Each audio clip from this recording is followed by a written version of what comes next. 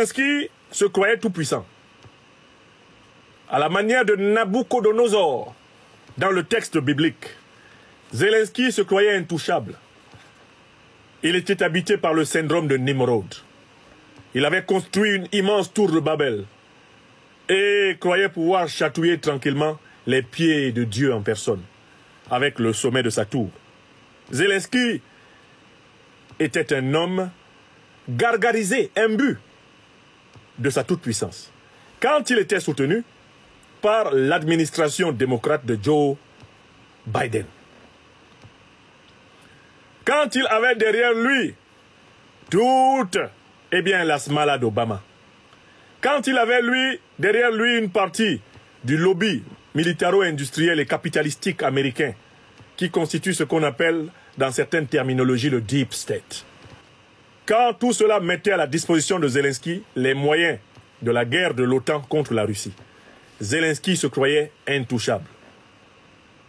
Dans son intouchabilité, qui pourtant était amplement imaginaire, artificielle et surfaite, Zelensky s'associa en Afrique à Al-Qaïda et à l'État islamique pour attaquer le berceau de l'humanité.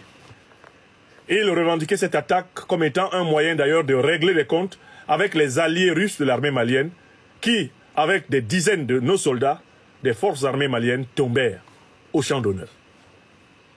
Ce que Zelensky ignorait, c'est que l'Afrique de ce temps n'est pas l'Afrique du XXe siècle, du XIXe, du XVIIIe, du XVIIe, du XVIe ou du XVe.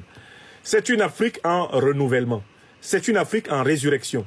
C'est une Afrique en remontée de puissance. C'est une Afrique bénie. C'est une Afrique de mieux en mieux éveillée. C'est une Afrique qui monte en souveraineté et que rien ne pourra arrêter.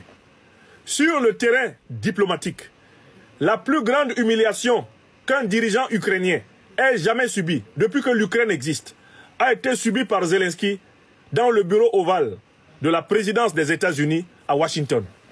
Donald Trump, flanqué de son vice-président J.D. Vance, a administré une fessée diplomatique publique à l'impertinent président ukrainien. Ce qu'il ne voyait pas, dans les bruits des baffes qui s'abattaient sur lui, dans les coups de fouet que Trump et Vance lui appliquaient, ce que Zelensky ne voyait pas, c'était la chicotte transcendantale de l'Afrique. C'était la main de la justice cosmique qui le frappait à travers Trump. Parce que ce n'est pas par amour pour l'Afrique que Trump a frappé Zelensky, que J.D. Vance a frappé Zelensky. C'est guidé par des forces qui les dépassent. Trump et J.D. Vance reprochent à Zelensky de les encourager à aller vers la Troisième Guerre mondiale.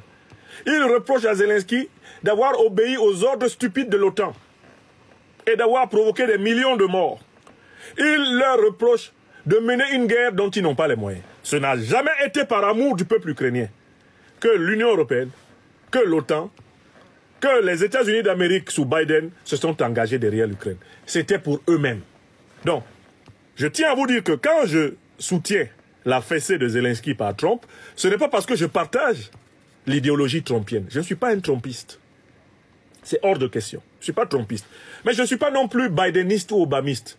Parce que globalement, les deux grandes familles de gouvernement aux États-Unis sont des familles qui sont abonnées à l'impérialisme. Sous des formes plus ou moins variées, ce sont des familles abonnées à l'impérialisme international. Il faut que Zelensky sache, il faut que le régime ukrainien sache que les Africains sont particulièrement heureux. Aujourd'hui même est tombée donc une décision complémentaire, c'est que l'administration Trump a décidé de suspendre son aide militaire à l'Ukraine. Or, suspendre l'aide militaire à l'Ukraine, c'est en réalité livrer l'Ukraine à une défaite certaine et encore plus totale que celle qu'elle a subie jusqu'ici. Je me souviens que la semaine passée, je vous ai donné une conférence après que Zelensky ait osé contredire publiquement Donald Trump dans le bureau ovale. J'ai dit que Zelensky serait lâché et que désormais Poutine chercherait à prendre Kiev. Vladimir Poutine dit qu'une fois qu'il aura résolu le problème ukrainien, empêcher l'OTAN de s'installer en Ukraine, il est prêt à faire des affaires avec des hommes d'affaires américains sur les terres rares, c'est-à-dire entre autres les terres ukrainiennes. Donc, je vous le dis, mes chers amis, et je voudrais conclure là-dessus, nous allons assister au partage de l'Ukraine par les États-Unis et la Russie. Écrivez ça. Nous allons désormais là malgré que Zelensky soit en train de freiner les 4 fers, on me dit qu'aujourd'hui même, il a fait une déclaration pour dire qu'il est prêt à signer. Il est prêt à signer des 4 mains. C'est trop tard. Nous allons assister à un partage de l'Ukraine là, entre les États-Unis et la Russie.